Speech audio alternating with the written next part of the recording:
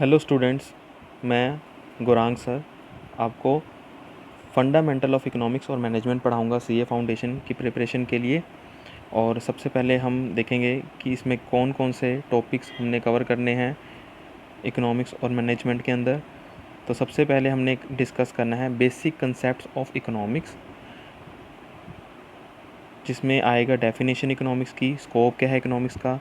फिर उसके बाद है फंडामेंटल्स, कौन कौन से इकोनॉमिक्स कंसेप्ट के कौन कौन से छोटे मोटे कंसेप्ट हैं वो डिस्कस करेंगे। फिर उसके बाद डिमांड डिस्कस करेंगे, सप्लाई डिस्कस करेंगे, इक्विलिब्रियम डिस्कस करेंगे क्या होता है।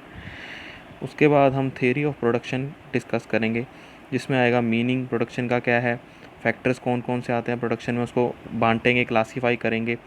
प्रोडक्शन फंक्शन क्या होता है, लॉ ऑफ वेरिएबल प्रोपोर्शन क्या होता है, और law of return to scale. ये आप पहले +1 में पढ़ चुके हो, आपको दोबारा से ये सब चीज़ें क्लियर करवानी है।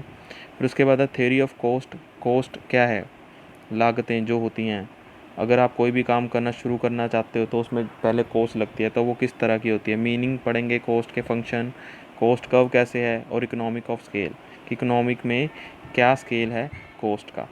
फिर उसके बाद हम मार्केटिंग पढ़ेंगे, मीनिंग क्या है मार्केटिंग का, परफेक्ट कंपटीशन क्या है, इम्परफेक्ट कंपटीशन क्या है। फिर मनी के बारे में पढ़ेंगे, मनी की डेफिनेशन, फंक्शंस क्या है मनी के, कंपोनेंट कौन कौन से होते हैं मनी के, और theory of quantitative theory of money. फिर बैंकिंग पढ़ना है, सॉरी। फिर उसके बाद हमने बैंकिंग के बारे में डिस्कस करनी है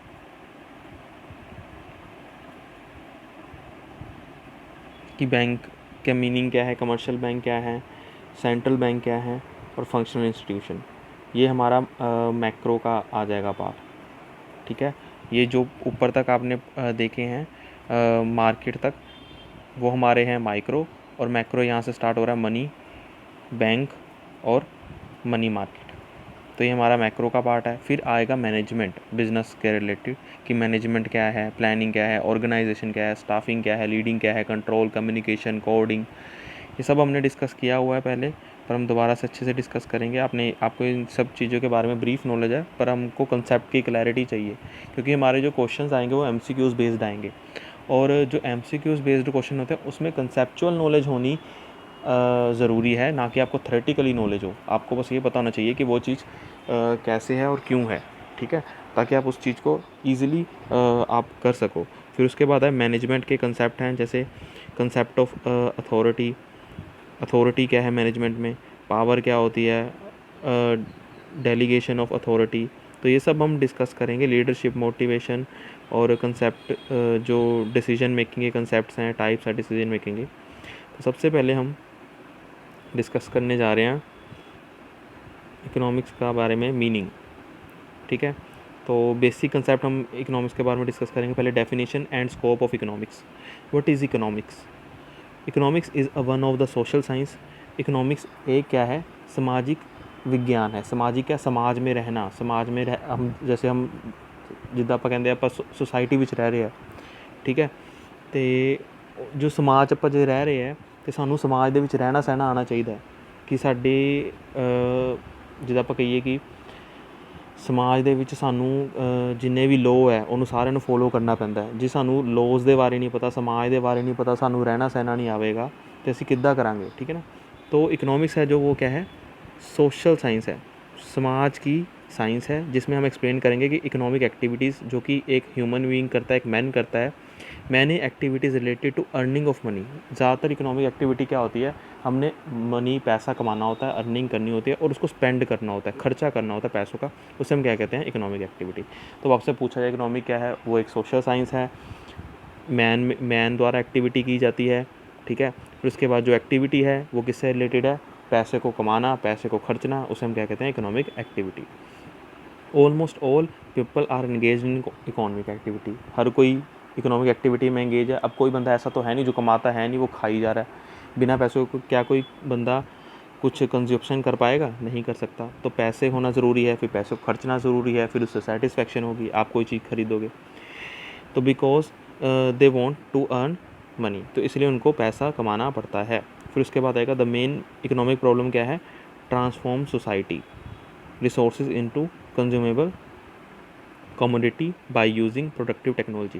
तो इकोनॉमिक प्रॉब्लम में क्या होता है, हमने ट्रांसफॉर्म मतलब द चेंज, बदलना सोसाइटी के रिसोर्सेज क्या होते हैं? रिसोर्सेज होते हैं कोई भी चीज़ जो हमें कुदरत से मिले। जैसे अगर मैं कहूँ कि अगर आपको रिसोर्स कोई, जैसे मैं कहूँ कोई मेटल है, ठीक है, कोई मेटल है या गोल्ड है, ठीक है, गोल्ड जैसे नेचर में हमको मिलता है, तो क्या हम उस गोल्ड को वैसे ही मतलब उसकी ज्वेलरी ऐसे ही टांग लेते गले में? नहीं ना, उसको हम क्या करते हैं, उसको हम पिघलाते हैं, फिर उससे क्या करते हैं, उसको ज्वेलरी में कन्वर्ट करते हैं। तो ऐसे ही दूसरी आपको एक और एग्जांपल दूँ रिसोर्स की, जैसे कॉटन है, ठीक है, जैसे जैसे हम कॉटन को उगाते हैं, क्या वो कॉटन हमारे काम की है? पहले हम उससे क्या करेंगे, कॉटन से कपड़े में कन्वर्ट करेंगे, फिर उसको वेव करेंगे, वेविंग करेंगे, स्पिनिंग करेंगे, मतलब कहते हैं ना धागा निकालेंगे, फिर उसको स्पिन करके धागे में से कपड़ा बनाएंगे, फिर कपड़ा बना के उसकी शर्ट बनाएंगे, तब हम उसको यूज़ कर सकते हैं ना। तो इसी तरह हम जो भी हमारी सोसाइटी में चीज़ें हैं, रिसोर्सेज हैं, हम उसको कंज्यूमेबल, कि उस चीज़ को हम कंज्यूम कर सकें, उस कमोडिटी को, ठीक है, प्रोडक्टिव तरीके से, टेक्नोलॉजी के साथ, ठीक है ना। अब टेक्नोलॉजी की हेल्प से हम कॉटन को कपड़े में, शर्ट में कन्वर्ट करते हैं। तो वो बता रहा है कि इकोनॉमी क्या है, ट्रांसफॉर्म, जितने भी रिसोर्सेज को ट्रांसफॉर्म करते हैं कंज्यूमेबल कमोडिटी में टेक्नोलॉजी की हेल्प से, प्रोडक्टिव टेक्नोलॉजी की हेल्प से। फिर उसके बाद है it is a problem of because human wants are unlimited, society resources are limited. अब दूसरी साइड क्या है, मगर आपसे पूछूं कि आप क्या चाहते हो, आपकी वांट्स क्या है, वो आप कहोगे अनलिमिटेड है, मुझे सब कुछ चाहिए, पर क्या आप हर एक चीज़ को पूरा कर सकते हो? नहीं। तो ह्यूमन वांट्स अनलिमिटेड है, और हमारी जो रिसोर्सेज हैं वो क्या है, लिमिटेड है। अगर आप दुनिया में सबसे रिचेस्ट पर्सन भी हो, सबसे ज़्यादा अमीर बंदे भी हो, तो भी आप ऑन द स्पॉट हर चीज़ की डिमांड को पूरा नहीं कर सकते, क्योंकि कुछ चीज़ें आपके देश में होती हैं, कुछ चीज़ें आपके पास नहीं होती, कोई ना कोई प्रॉब्लम आ ही जाती है। अगर मैं आप कहो कि मुझे इसी टाइम पे मुझे ये प्रॉपर्टी खरीदनी है, मुझे ये कार खरीदनी है, मुझे ये खरीदना है, तो क्या ऑन द स्पॉट तो नहीं आप खरीद सकते ना, टाइम लगता है हर चीज़ में, ठीक है ना। तो क्यों लगता है? क्योंकि हमारे जो रिसोर्सेज हैं वो क्या है, लिमिटेड हैं। जैसे अगर आप कहो कि मुझे कुछ भी, आप कोई भी चीज़ पसंद है, कोई भी थिंग ले लो, मुझे ये चीज़ इतनी क्वांटिटी में चाहिए, उस ऑन द स्पॉट आपको वो चीज़ नहीं मिलेगी, क्योंकि हमारी जो रिसोर्सेज हैं वो लिमिटेड हैं। तो सेंट्रल टास्क क्या होता है इकोनॉमी का? सबसे पहला टास्क क्या होता है, मतलब इकोनॉमी का डिसाइड करना कि कैसे हम कमोडिटीज़ को प्रोड्यूस करें ऑप्टिमम और सेटिस्फाई करें ह्यूमन वांट्स। ऑप्टिमम होता है, मतलब ऑप्टिमम का मतलब है कि अच्छे तरीके से, ठीक है, ऑप्टिमम हम कैसे उसको यूज़ करें ताकि हम हर बंदे की वांट को सेटिस्फाई कर सकें। आई होप आपको मीनिंग क्लियर हो गया होगा, बहुत ईजी सा बताया है इसमें कि जो ह्यूमन वांट्स हैं लिमिटेड है, और हम हर किसी की वांट को पूरा नहीं कर सकते, क्योंकि हमारे जो रिसोर्स हैं वो लिमिटेड हैं, ठीक है। और इकोनॉमिक प्रॉब्लम कौन सी होती है? जिसमें हमें रिसोर्सेज को कन्वर्ट करना होता है टेक्नोलॉजी की हेल्प से, ठीक है। और इकोनॉमिक्स के बारे में बताया कि इकोनॉमिक्स क्या है, ये एक सोशल साइंस है, ठीक है। और यहाँ पे प्रॉब्लम और उसकी प्रॉब्लम्स के बारे में बताया कि जो ह्यूमन वांट है अनलिमिटेड है, और जो रिसोर्सेज हैं हमारे पास लिमिटेड है। फिर उसके बाद है सब्जेक्ट मैटर। इकोनॉमिक्स में क्या क्या आते हैं? जो इकोनॉमिक्स है उसमें हमें सब्जेक्ट मैटर आता है, जैसे हमारी वांट की, पहले वांट क्या है, starting the point of economic activity, wants lead to effort, effort lead to satisfaction. अगर आपको किसी वांट को पूरा करना है तो आपको क्या करना पड़ेगा, एफर्ट करोगे, कोई काम करोगे, फिर उससे अपनी सेटिस्फेक्शन को करते हो। फिर उसके बाद सब्जेक्ट मैटर इकोनॉमिक्स में कौन कौन से आते हैं? इकोनॉमिक्स डिवाइड इनटू 4 पार्ट्स, जैसे प्रोडक्शन, कोई चीज़ को प्रोड्यूस करना, फिर एक्सचेंज करना विद हेल्प ऑफ मनी, पैसों की हेल्प से, डिस्ट्रीब्यूट करना, वो जो पैसा कमाया है, अब पहले मैंने प्रोडक्शन की, फिर उसके बाद क्या किया, एक्सचेंज किया, मेरे पास जितना पैसा मैंने लगाया प्रोडक्शन की, फिर वो उससे कोई चीज़ बनाई, फिर जिन लोगों के पास पैसा है उनके साथ मैंने एक्सचेंज किया, अपना गुड उनको दिया, उन्होंने मेरे को अपना पैसा दिया। फिर जो पैसा मैंने कमाया उसको मैंने किसके साथ डिस्ट्रीब्यूशन करना है, जो लोग मेरे साथ काम कर रहे हैं उसको, उसके साथ डिस्ट्रीब्यूशन करूँगा। फिर उसके बाद आता है कंजम्पशन, कि मैं किन चीज़ों को कंजम्पशन कर रहा हूँ, प्रोड्यूसर किन चीज़ों को कंजम्पशन करता है, और कंज्यूमर किन चीज़ों को करता है, ठीक है ना।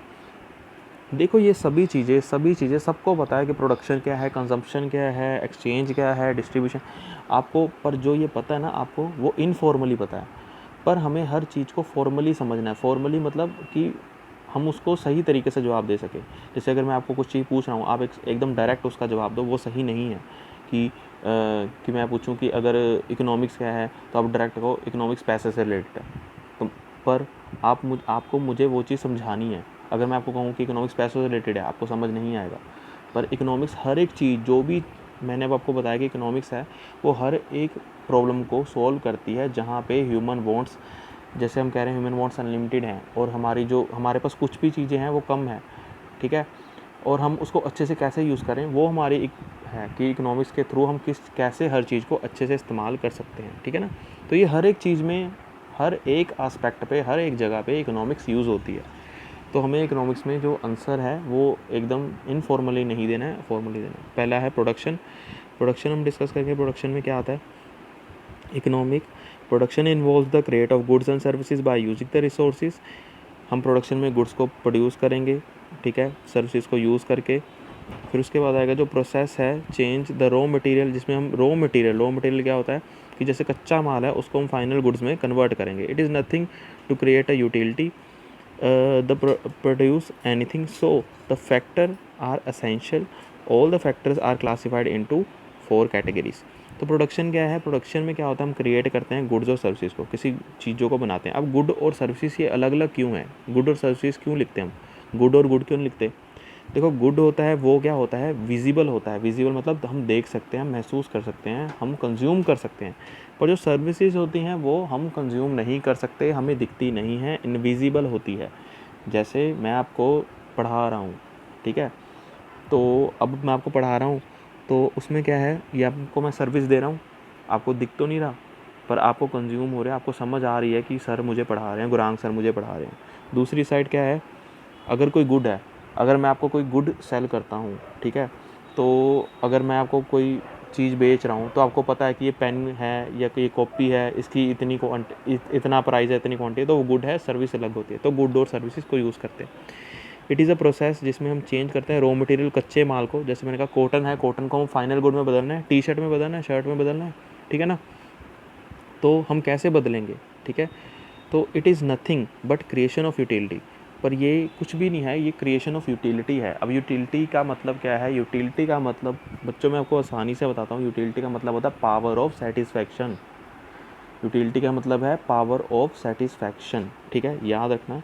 अब देखो यूटिलिटी में कैसे है कि जैसे अगर आप कोई चीज़ कंज्यूम करते हो, ठीक है, आपको कितनी यूटिलिटी मिली, कितना आप सेटिस्फाइड हुए, उसे हम यूटिलिटी के फॉर्म में मेजर करते हैं।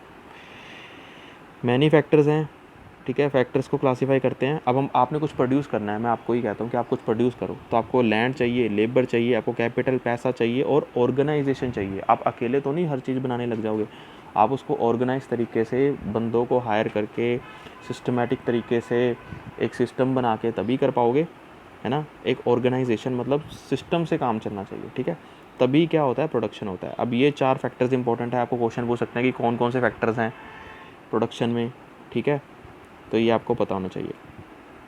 फिर उसके बाद आ रहा है टेक्निक्स एंड टेक्नोलॉजी। टेक्निक्स कौन कौन सी और technology. Techniques is defined as a ratio which is input are combined together to produce 1 unit of the product. Technique वो है, वो रेशो होता है जिसमें हम क्या करते हैं, इनपुट, जो इनपुट लगा रहे हैं, इनपुट मतलब जैसे होता है लैंड, लेबर, कैपिटल, ये सब इनपुट्स हैं, ठीक है।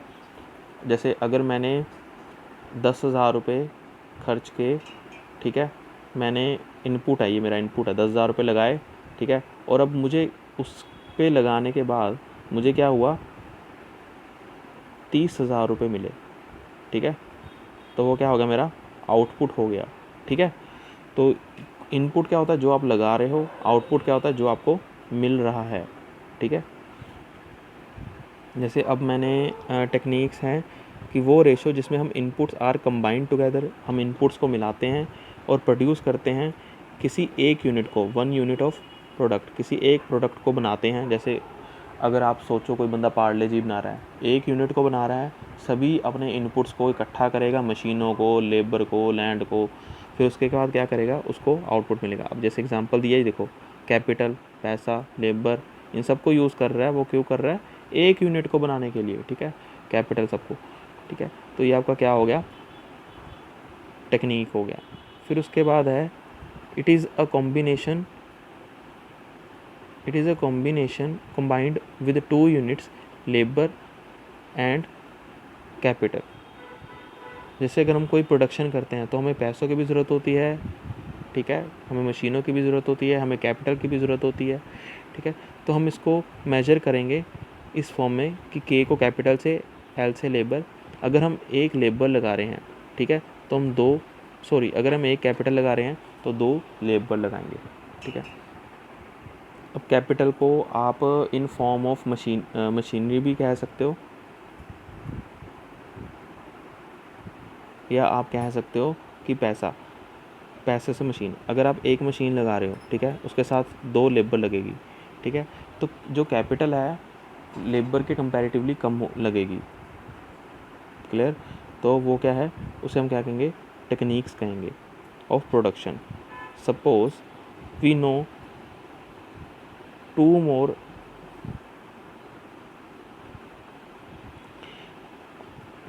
of production, suppose we know 2 more techniques of production, like अगर हम और बढ़ाना चाहे प्रोडक्शन को तो हम क्या करेंगे, उनको बढ़ाएंगे कैपिटल और लेबर को। तो हम क्या करेंगे, कैपिटल को बढ़ा दिया 2, और पहले जो हमारी कैपिटल पहले 1 थी, फिर 2 कर दी, और लेबर 2 थी, वो क्या कर दी, 3 कर दी। फिर हम और इंक्रीज़ करना चाहें तो क्या होगा, कैपिटल 3 हो जाएगी और लेबर क्या हो जाएगी, 4। Then we know the technology which is nothing but the spectrum of all the available techniques.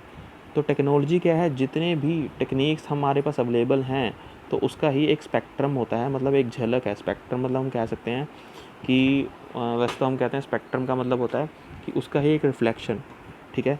तो जो टेक्निक्स हैं जितने भी हम यूज़ कर रहे हैं, जैसे लैंड और कैपिटल हम कितना यूज़ कर रहे हैं, ठीक है ना, तो टेक्नोलॉजी उसका ही एक झलक है, ठीक है। तो available here is a knowledge of 3 available techniques, land, labour और कैपिटल। तो उसमें से हम कितनी लेबर को यूज़ कर रहे हैं, कितनी कैपिटल को यूज़ कर रहे हैं, वो हमारी क्या है, एक तरह से टेक्नोलॉजी, ठीक है। तो उसने यही बताया है, ब्रीफली मैं आपको बताता हूँ। यहाँ पे आपको लिखा है टेक्निक्स और टेक्नोलॉजी, ठीक है। टेक्निक्स क्या होती हैं, किन चीज़ों को यूज़ किया जा रहा है, और किन फॉर्म, और एंड टेक्नोलॉजी। तो टेक्निक्स और टेक्नोलॉजी एक ही है, ठीक है। जितनी भी यूज़ की जा रही है वो एक दोनों को एक ही तरह से हम कंसीडर कर रहे हैं कि कितनी टेक्निक्स हैं। जैसे अब लैंड, लेबर, कैपिटल है, वो आपकी क्या है, टेक्निक्स है। और वो और कितनी फॉर्म में हम उस चीज़ को यूज़ कर रहे हैं, कितनी लैंड लगा रहे हैं, कितनी लेबर लगा रहे हैं, वो हमारी एक टेक्नोलॉजी है, ठीक है।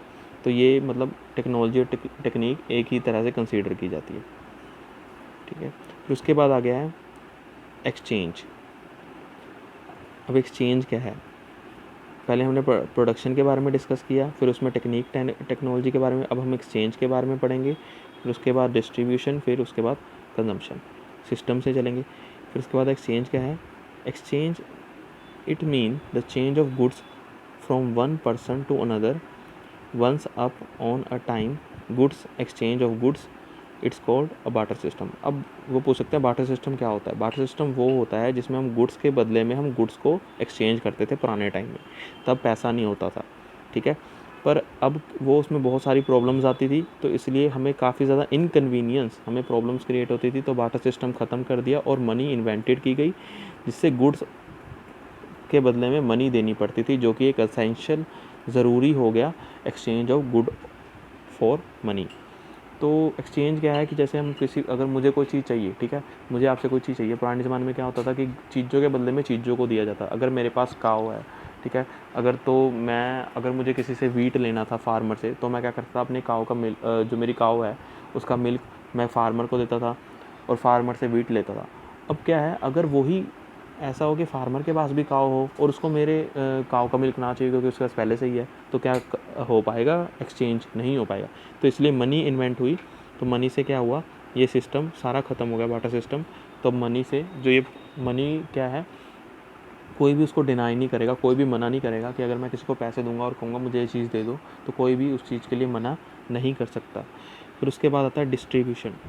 Distribution is the mean of sharing of income among the factor of production. अब जितने भी फैक्टर्स लगे, मैं आपको पहले इसके बारे में ब्रीफली बता चुका हूँ। जितने भी हमने फैक्टर्स यूज़ किए, फैक्टर्स ऑफ प्रोडक्शन क्या होते हैं, लैंड, लेबर, कैपिटल, एंटरप्रेन्योर, ठीक है, ये सब क्या है, फैक्टर ऑफ प्रोडक्शन, जिनकी हेल्प से हम प्रोडक्शन करते हैं, ठीक है। तो total income which generated selling of goods, तो जितनी भी इनकम हमें क्रिएट होती है सर्विसेज से मार्केट के थ्रू डिस्ट्रीब्यूशन हम करते हैं, वो फैक्टर ऑफ प्रोडक्शन। जैसे रेंट, लोगों को रेंट दिया, वेजेस दी, इंटरेस्ट, प्रॉफिट, वो सब हमारा क्या होगा, डिस्ट्रीब्यूशन। कितना कमाया, कितना बांटा, वो हमारा क्या होगा, डिस्ट्रीब्यूशन। अब माइक्रो डिस्ट्रीब्यूशन और मैक्रो। माइक्रो क्या मतलब है, माइक्रो मतलब होता है इंडिविजुअल, मैक्रो मतलब होता है होल लेवल पे। अब आपने माइक्रो पढ़ी है पहले +1 में, अब आप मैक्रो पढ़ रहे हो, तो जो माइक्रो होती है उसमें क्या है कि आपने सिर्फ इंडिविजुअल लेवल पे ही स्टडी की है, ठीक है ना, कि एक इंडिविजुअल की डिमांड क्या है, प्रोडक्शन क्या है, ठीक है, कंजम्पशन क्या है, डिस्ट्रीब्यूशन क्या है, वो सब इंडिविजुअल लेवल पे है कि एक बंदा कर रहा है। और दूसरी साइड जो ये मैक्रो है वहाँ पे आपने पढ़ा था नेशनल इनकम, ठीक है, एम्प्लॉयमेंट, अनएम्प्लॉयमेंट, पॉवर्टी, ये सब क्या है, होल लेवल पे है कि आपकी जो इकोनॉमी के अंदर होल लेवल पे पूरी इकोनॉमी के अंदर कौन सी प्रॉब्लम आ रही है, ठीक है। तो माइक्रो के बारे में बता दिया आपको। तो माइक्रो क्या है, micro is the distribution nothing but price of factor of production.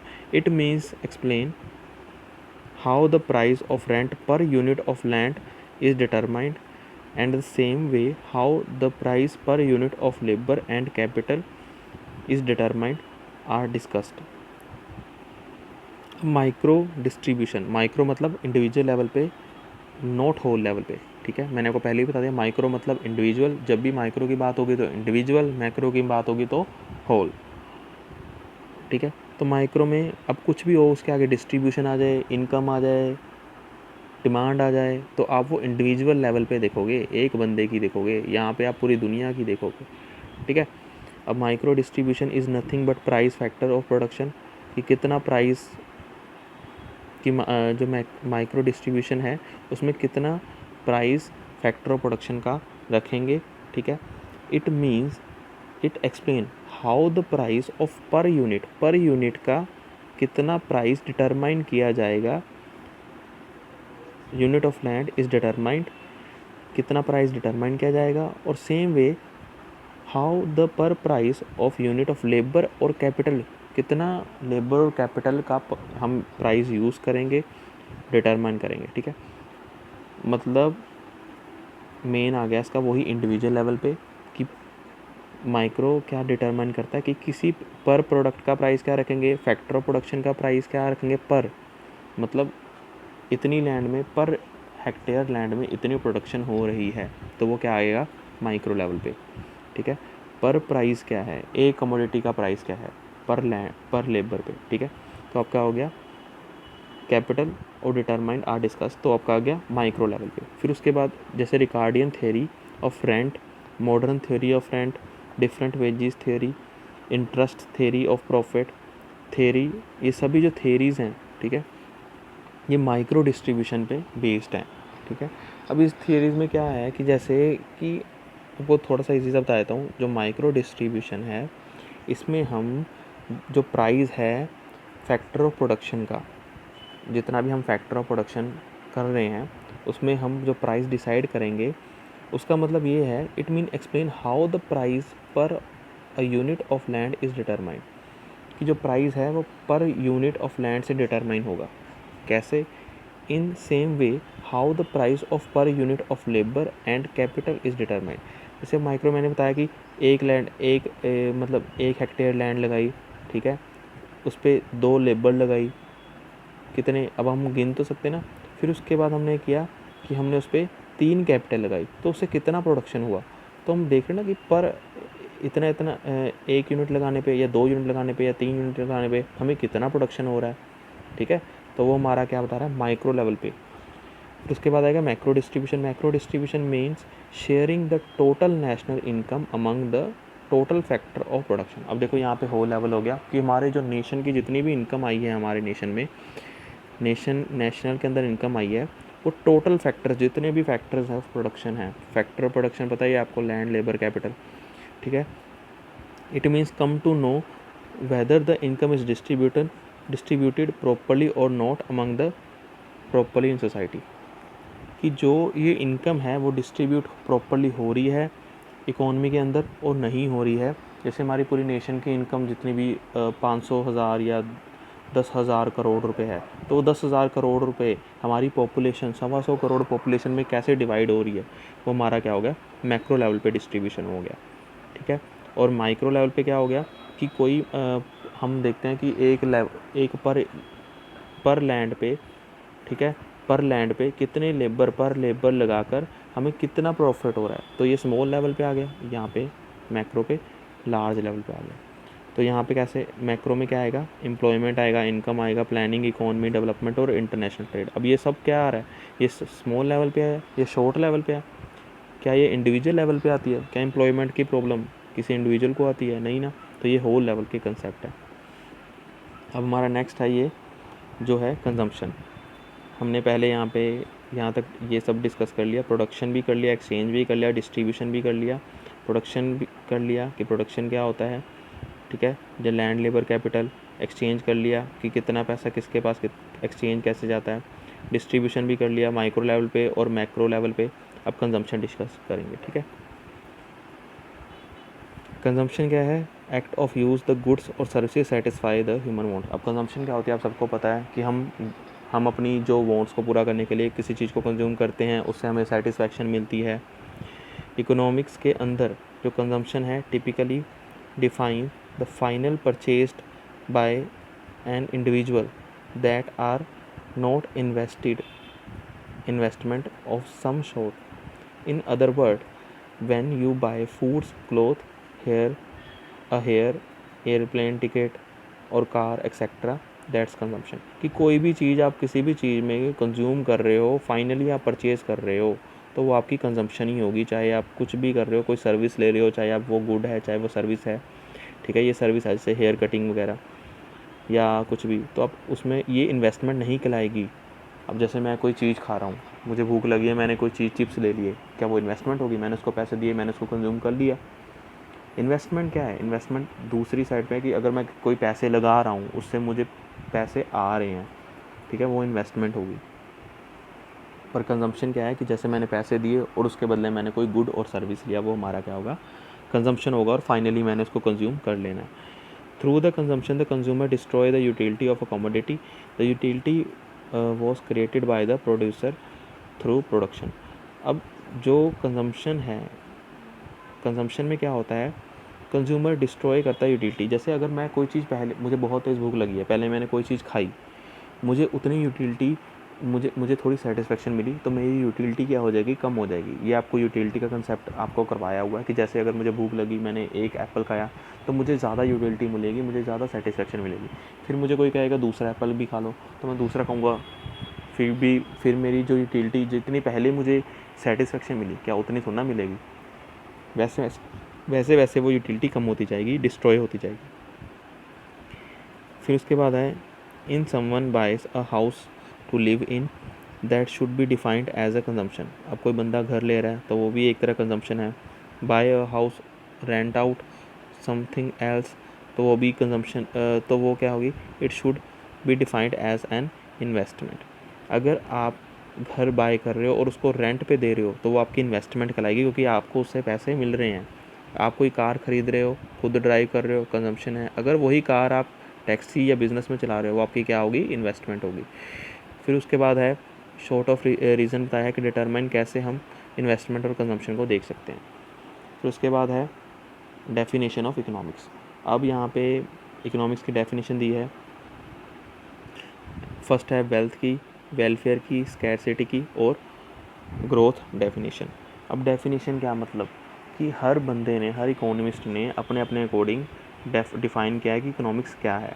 तो जो पहले एडम स्मिथ थे, उन्होंने इकोनॉमिक्स को कहा है स्टडी ऑफ वेल्थ। जो वेलफेयर है वो रॉबिन्सन ने दी है, सॉरी, जो हमारी एल्फ्रेड मार्शल ने वेल्थ की दी है डेफिनेशन। फिर उसके बाद स्कैरसिटी और ग्रोथ है, ये भी अलग अलग इकोनॉमिस्ट ने दी है, तो हम इसके बारे में डिस्कस करेंगे। पहले है wealth. Wealth define almost a classical economist, जितने भी क्लासिकल इकोनॉमिस्ट थे, पुराने इकोनॉमिस्ट थे, उन्होंने वेल्थ डिफाइन किया कि इकोनॉमिक्स क्या है, एक स्टडी ऑफ वेल्थ। तो जैसे JB से है, एडम स्मिथ हैं, उन्होंने कहा फादर, ये अब मैं कहूँ आपको बताऊँ who is the father of economics, तो आपने बोलना है एडम स्मिथ। जो एडम स्मिथ हैं वो क्या हैं? फादर ऑफ इकोनॉमिक्स, ठीक है। तो उनकी जो बुक का नेम है an inquiry into nature and causes of wealth, उसमें उन्होंने वेल्थ ऑफ नेशन 1776, उसमें उन्होंने कहा इकोनॉमिक्स है वो क्या है? स्टडी ऑफ वेल्थ है, ठीक है। तो Adam Smith be linked the economics, political economics, and he explain the scientific manner. तो आपको यहाँ पे इसका मेन ये पता होना चाहिए कि फादर ऑफ इकोनॉमिक्स कौन है, एडम स्मिथ हैं।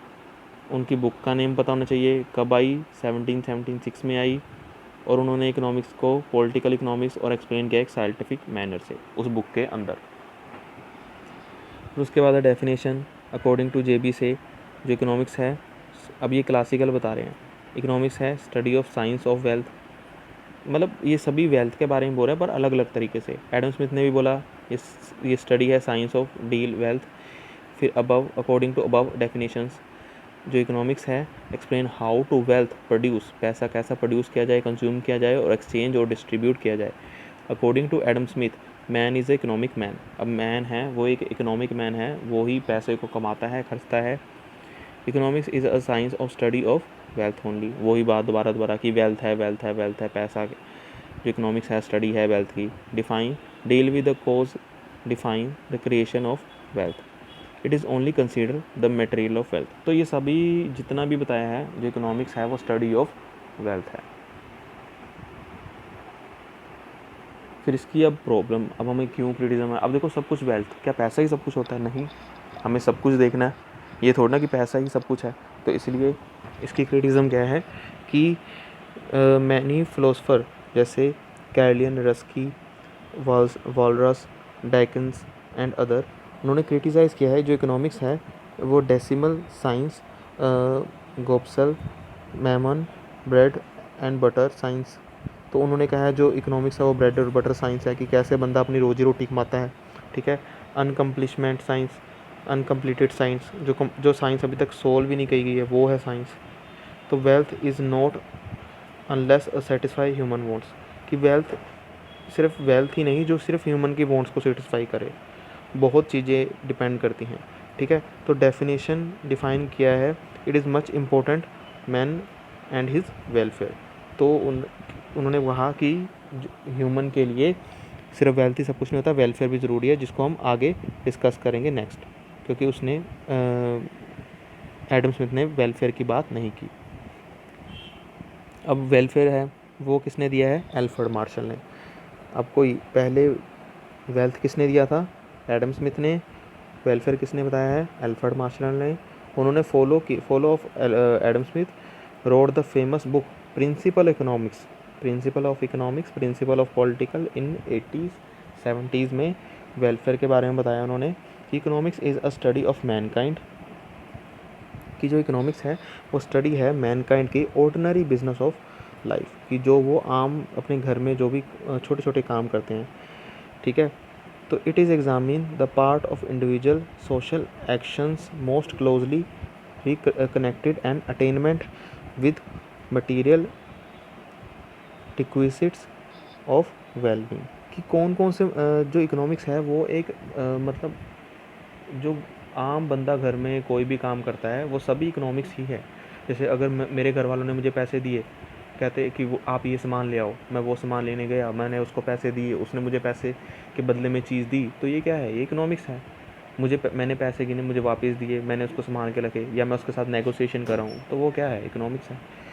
तो यही बताया है, individual social actions most closely connected, attainment कैसे हम अटेन करते हैं, मटेरियल रिक्विजिट, रिक्विजिट मतलब होता है इंपॉर्टेंट चीज़ें, जो चीज़ें हमारे लिए ज़रूरी हैं, ठीक है, हमारे वेलबींग के लिए, हमारी भलाई के लिए। वेलबींग मतलब होता है हमारी भलाई। तो अल्फ्रेड मार्शल ने डिफ़ाइन किया है इकोनॉमिक्स है one side of study of wealth, जो इकोनॉमिक्स है वो एक साइड से, तो दूसरी साइड ये वेलफेयर है, ठीक है। तो इकोनॉमिक्स है वन साइड ऑफ वेल्थ और other side important side of study of man और वेलफेयर। तो इसके मेन पॉइंट्स क्या हैं जो उन्होंने डिफ़ाइन किया है? इकोनॉमिक्स है सोशल साइंस है, ठीक है, इसमें हम गुड्स और सर्विसेज को क्लासीफाई करते हैं, ठीक है। मटेरियल और इमटेरियल कौन कौन सी चीज़ें, एक तो मटेरियलिस्टिक थिंग्स हो गई और इमटेरियल थिंग्स, जैसे जो मटेरियल होती है जो हम देख सकते हैं, जिसको हम कंज्यूम कर सकते हैं। जो मटेरियल इमटेरियल हैं वो मटेरियल जिसको हम देख नहीं सकते, ठीक है। According to Alfred Marshall economics is a normal science, उनके अकॉर्डिंग है इकोनॉमिक्स वेलफेयर साइंस है और नॉर्मल साइंस है, ठीक है। तो उन्होंने पहले टॉप प्रायोरिटी क्या दी है? मैन को, सबसे पहले बंदों की वेलफेयर के बारे में बात की है, सॉरी, उन्होंने टॉप प्रायोरिटी किसकी दी है, मैन को दी है।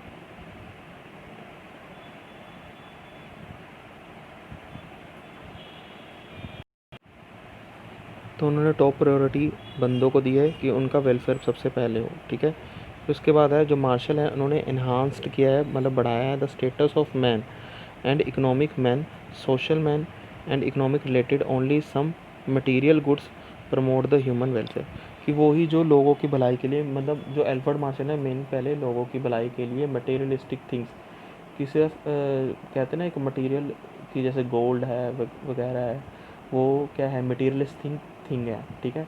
अब आपको गोल्ड मिले, ठीक है, दूसरी साइड आप कहते हो लव है, अफेक्शन है, वो इमटेरियल थिंग्स हैं। आपके मदर, आपके फादर, वो आपको प्यार करते हैं, ठीक है, तो वो आपका वो भी अगर आपको प्यार करते हो आपको खुशी मिलती है, ठीक है। तो वैसे ही मटेरियल और इमटेरियल अलग होता है, ऐसे अलग है, ठीक है। तो उसके बाद है क्रिटिसिज्म, कि इसको भी क्रिटिसाइज़ किया है जो लॉयन रॉबिन्सन ने। उन्होंने क्या है कि जो इकोनॉमिक्स है, रॉबिन्सन ने सिर्फ वेलफेयर के बारे में बात किया, पर ये कंप्लीट नहीं है। फिर उसके बाद बताया है जो रॉबिन्सन कह रहे हैं कि ये नेचुरल कैसे हम किसी चीज़ के एंड तक पहुंचेंगे, नेचुरल बिटवीन एंड्स, ठीक है। फिर उसके बाद रॉबिन्सन ने बताया, मतलब जो ये चीज़ें आपको बता रहे हैं कि ज़रूरी है वेलफेयर, तो ये वेलफेयर कैसे होगा। तो वो चीज़ इन्होंने क्रिटिसाइज़ की है इस चीज़ को, कि बोल तो रहे हैं वेलफेयर करो, पर कैसे होगा, वो सब चीज़ों को देखना है। रॉबिन्सन ने इकोनॉमिक्स को बताया है देखो डिस्क्राइबर बट नॉट डिस्क्राइबर, कि मतलब कैसे होगा, बता तो दिया आपने वेलफेयर करना है, पर कैसे करें। मार्शल ने निगलेक्ट किया है मटेरियल गुड्स को निगलेक्ट कर दिया, जैसे कोई भी मटेरियलिस्टिक थिंग है वो हमें खुशी नहीं देती, जैसे कार वगैरह, गोल्ड, कुछ भी। Exchange consumption so come under the subjective matter, तो ये काफ़ी सब्जेक्टिव है, कोई ऐसे नहीं है। जैसे एग्जांपल है सिगरेट है, अल्कोहल प्रोडक्ट्स हैं, ठीक है।